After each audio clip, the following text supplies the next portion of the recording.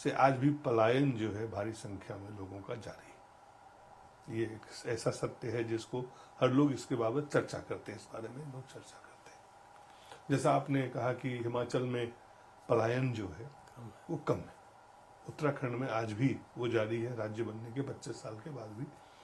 तो एक होता है पलायन दो कारणों से होता है कि आप आगे बढ़ना चाहते हैं तब भी आप, लेकिन एक होता है कंपल्सन, जिस विवश लाचारी के कारण लोग पलायन करना पड़ता है। और आप शिक्षक रहे हैं, आप आरएसएस के ज़मीनी कार्यकर्ता रहे हैं, आप एक ऐसे नेता हैं जो लगातार ज़मीन पर रहते हैं।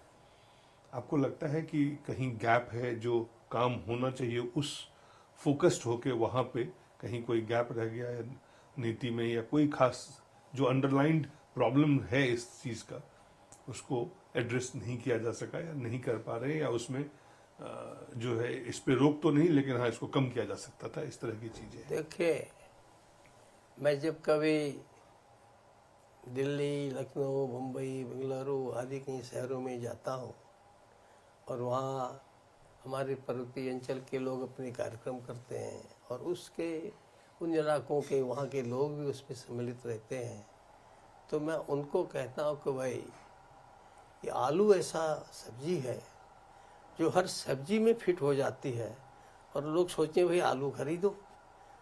तो पहाड़ के उत्तराखंड के व्यक्ति की वो पढ़ा लिखा है तो, वो आईएएस आईपीएस है तो, और वो पढ़ा लिखा नहीं केवल खाना बनाना अच्छा जानता है तो भी उसकी डिमांड इतनी अधिक है।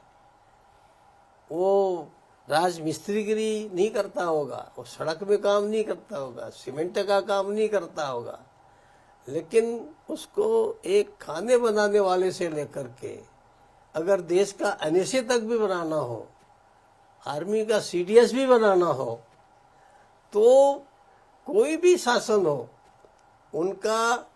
उनके इंटीग्रिटी पर, उनकी ऑनेस्टी पर और उनके परिश्रम पर एक ऐसा विश्वास है कि हर कोई चाहता है कि भाई नहीं, हमारे यहाँ तो भाई उत्तराखंडी होना चाहिए। मैंने बोला कि घर के खाने बनाने से लेकर के और ऊंची ऊंची जगहों तक, तो ये इसलिए हमारे व्यक्ति की जगह जगह डिमांड है, पहली बात। दूसरी बात, इधर उत्तराखंड का व्यक्ति, जैसे केरल की लगभग जैसे उत्तराखंड की आधी जनता बाहर है, ऐसे उनकी भी जनता बाहर है और वो भी बहुत अच्छे पदों पर है, लेकिन वहाँ ये आवाज़ ज़्यादा नहीं उठती है। हमारे यहाँ चूंकि उत्तराखंड में एक इसके सौभाग्य कही या दुर्भाग्य कही है कि ये उत्तराखंड एक प्रकार का आंदोलन प्रदेश बन गया। और इसकी शुरुआत कब हुई? जब शुरू में यहाँ पेड़ बहुत कटने लगे, जंगल कटने लगे, तो चिपकू आंदोलन से, और जो बड़ा जेन्युइन था और जिसने बड़ा योगदान दिया, लेकिन उसके बाद कोई सही दिशा में ही सब कदम हो, उत्तराखंड राज्य बन गया।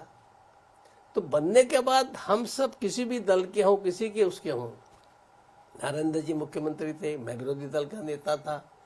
आज तक कोई नहीं कह सकता है कि हमारी इतनी बहस होती थी, इतनी सब कुछ चर्चाएं होती थी, लेकिन जब काम होते थे प्रदेश के, हम सब उसमें एक हो जाते थे। कितनी चीजें, और आज भी सौभाग्य से हमारे मुख्यमंत्री, युवा मुख्यमंत्री ऐसे हैं कि उनका सबसे बहुत अच्छा संबंध है। मैंने देखा कि अनेक बार मीडिया के, आपके मीडिया के माध्यम से, इलेक्ट्रॉनिक और उसके प्रिंट मीडिया के माध्यम से, मैंने प्रतिपक्ष के वरिष्ठतम नेता को कहते हुए सुना है कि भाई नहीं, हमारे पुष्कर सिंह धामी बहुत अच्छे मुख्यमंत्री हैं। अब चूंकि वो कोई उनको ऐसा कह करके लेना देना नहीं है, पर चूंकि हम लोगों का स्वभाव है, हो सकता है बीच में कुछ लोगों का स्वभाव उतना मिलनसार न रहा हो, ये अलग विषय है, लेकिन कुल मिलाकर के प्रदेश की प्रगति में हम सब लोग आगे बढ़ने का प्रयास कर रहे हैं। स्वाभाविक के प्रतिपक्ष है, वो आवाज उठाएगा है। अब आप देखते हैं मीडिया में फट से आपके भी उसमें भी आ जाएगा, वो 6 किलोमीटर से उसमें डांडी में रख करके, पीठ में रख करके ला रहे हैं। अब आपको बताओ कि जब राज्य बना तब कोई 45,000 किलोमीटर सड़क थी और आज वो 75,000 किलोमीटर से भी आगे बढ़ गई है। लेकिन उसके बाद भी हम हर घर तक सड़क नहीं पहुंचा सकते, इसलिए कि अगर वहां सड़क पहुंचाएंगे तो नुकसान ज़्यादा होगा, लाभ कम होगा। लाभ तो 4 घरों को होगा, लेकिन नुकसान जी पर्यावरण को होगा। पर्यावरण को और भूस्खलन के कारण से होगा। इसलिए ये सब इस प्रकार की कुछ नेगेटिव चीजें सामने जरूर आते हैं, परंतु अगर धरातल पर जाएंगे तो हम देखेंगे कि नहीं, वास्तव में काम हुआ है। और जो आगे काम करने की जरूरत है, काम तो सतत जरूरत पड़ जाए, आप करते रहिए।